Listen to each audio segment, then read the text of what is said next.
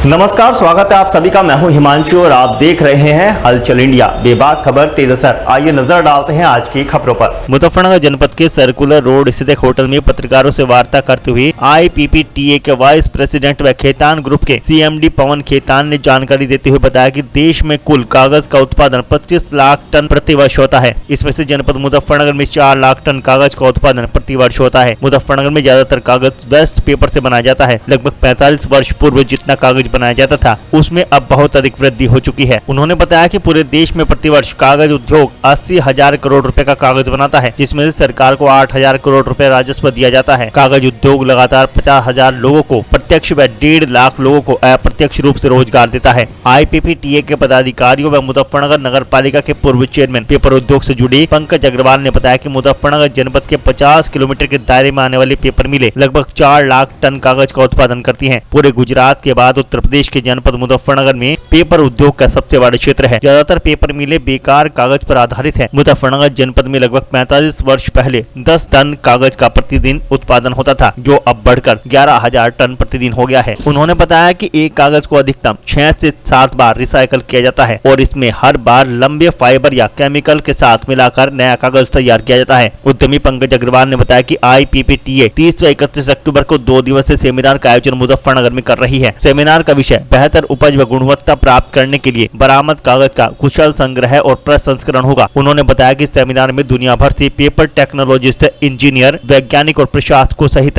450 से अधिक टेक्नोक्रेट भाग लेंगे। सेमिनार का शुभारंभ 30 अक्टूबर को सुबह 9:30 बजे पूर्व विधायक व मारुति पेपर मिल लिमिटेड के CMD और पूर्व पालिका अध्यक्ष श्यामली राजेश बंसल करेंगे। उन्होंने बताया कि सेमिनार में आए हुए टेक्नोलॉजिस्ट कागज को और बेहतर बनाने के संबंध में विचार प्रस्तुत करेंगे। प्रेस वार्ता में पेपर मिल से जुड़े उद्योगपति M.K. गोयल मौजूद रहे। सेमिनार कल और परसों यानी 30 तारीख को और 31 तारीख को है किंग्सविला में। IPPTA Indian pulp and paper technical association, ये हमारी एक एसोसिएशन है जो पेपर मिलों के लिए जो नई नई टेक्नोलॉजीज आती हैं वो बताने के लिए, पेपर मिलों की हेल्प करने के लिए इसकी एक मैगजीन निकलती है, रिसर्च रेगुलर ये करते हैं। तो उसके लिए एक सेमिनार की गई है जिससे कि मुजफ्फरनगर और आसपास वाले लोगों को विशेष इसका फ़ायदा हो। क्या नई नई टेक्नोलॉजीज़ हैं, किस तरह हम अपने कागज़ की गुणवत्ता बढ़ाएं, किस तरह से हम पर्यावरण को और बचाएं, किस तरह कागज़ की रिकवरी ज़्यादा लें, किस तरह से और प्रॉफिट अपने बढ़ाएं। उसके लिए एक सेमिनार का आयोजन किया जा रहा है जिसमें 450 से 500 लोग ऑल ओवर इंडिया से आ रहे हैं। अच्छा, मुजफ्फरनगर बहुत ज़्यादा प्रदूषण वाले शहरों में गिना जाता है, इसका कारण जो है तो ये एक पेपर इंडस्ट्री मानी जाती है, क्या कहेंगे? मुझे लगता नहीं है, ये बिल्कुल एक गलत धारणा है कि पेपर इंडस्ट्री की वजह से भी पोल्यूशन हो रहा है। जो AQI बढ़ रहा है, AQI बढ़ने का सबसे बड़ा कारण व्हीकल्स हैं। और मुजफ्फरनगर के किसान तो आग नहीं लगाते, छोटे किसान हैं, लेकिन आप इधर जाओ काशीपुर, बिजनौर से आगे और इधर पंजाब में, वहाँ किसान जो है अपनी फसल में काफ़ी आग लगाते हैं। 2-3 दिन पहले मैं काशीपुर गया था तो रास्ते में बहुत जगह आग लगी हुई थी। एक तो ये कारण है, दूसरा कारण है व्हीकल्स का। जो व्हीकल्स हैं उसकी वजह से हमारी कल से सारी पेपर मिले ऑर्डर ना होने की वजह से सारी ही पेपर मिले बंद है, एक आध को छोड़ के। तो आप देख लीजिए AQI में कोई फर्क नहीं है, इसका जीता जागता उदाहरण है।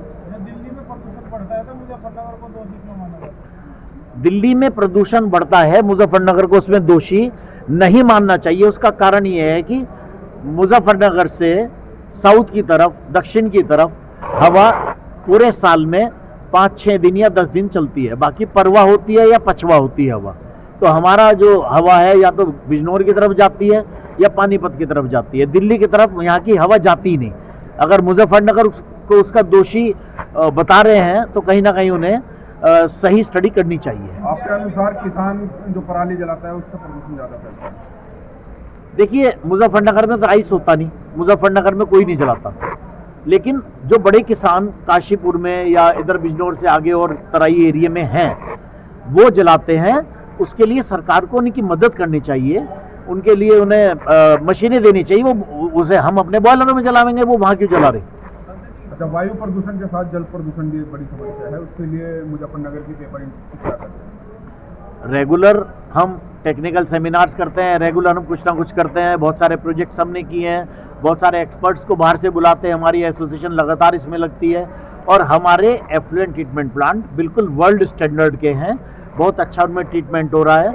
हमने कई कई करोड़ रुपया उसमें लगा रखा है और सब ध्यान रखा जाता है। प्रदूषण विभाग भी पूरा हमारी जो है मॉनिटरिंग करता है, डीएम ऑफिस में, सेंट्रल पोल्यूशन बोर्ड के ऑफिस में और यूपी पोल्यूशन बोर्ड के ऑफिस में, मुजफ्फरनगर में और लखनऊ में, सब जगह हमारी ऑनलाइन मॉनिटरिंग है, सब जगह कैमरे हैं। अब इसके बाद भी अगर कोई पेपर मिल को दोष दे तो ये अच्छी बात नहीं है। 24 के 24 घंटे संचालन होता है इसका और टोटल 30 मिलें मुजफ्फरनगर में है।